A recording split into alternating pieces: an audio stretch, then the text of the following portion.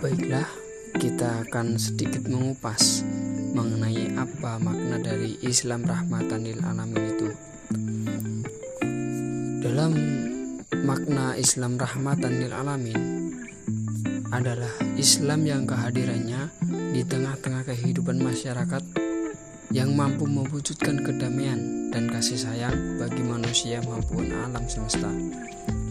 Rahmatan lil alamin adalah istilah Qurani, dan istilah itu sudah terdapat dalam Al-Quran sebagaimana firman Allah dalam surat Al-Anbiya ayat 107 yang artinya, dan tiadalah kami mengutus kamu Muhammad melainkan untuk rahmat bagi semesta alam. Dalam ayat tersebut menegaskan bahwa ajaran Islam yang dipahami secara benar akan mendatangkan rahmat untuk semua orang, baik Islam maupun non-Muslim, bahkan untuk seluruh alam. Islam tidak membenarkan ada diskriminasi karena perbedaan agama, suku, ras, dan bangsa.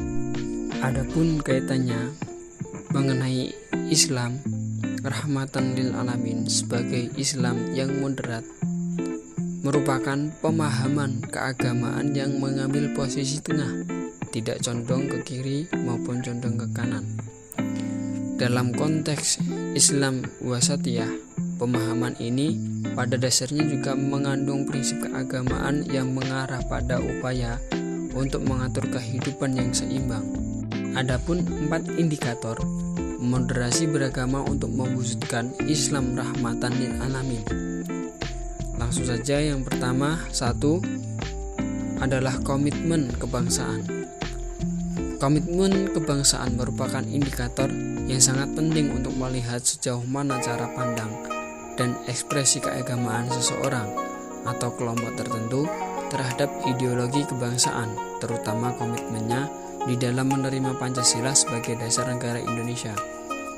Orientasi gerakan dan pemikiran keagamaan yang memiliki cita-cita untuk mendirikan sistem negara khalifah, daulah Islamiyah maupun imamah yang berseberangan dengan prinsip negara bangsa Indonesia tentu tidak dibenarkan, karena hal tersebut tidak sesuai dengan komitmen kebangsaan yang telah disepakati bersama oleh para pejuang dan pendiri bangsa Indonesia.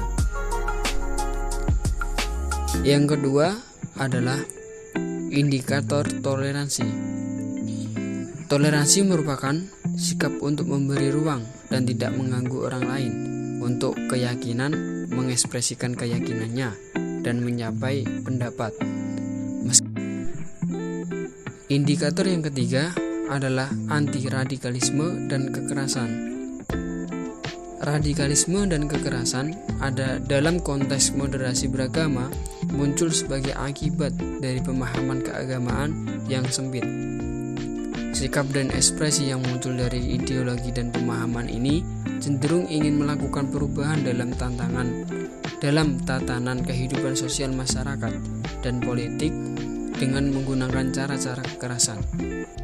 Indikator yang keempat, yang terakhir adalah akomodatif terhadap budaya lokal.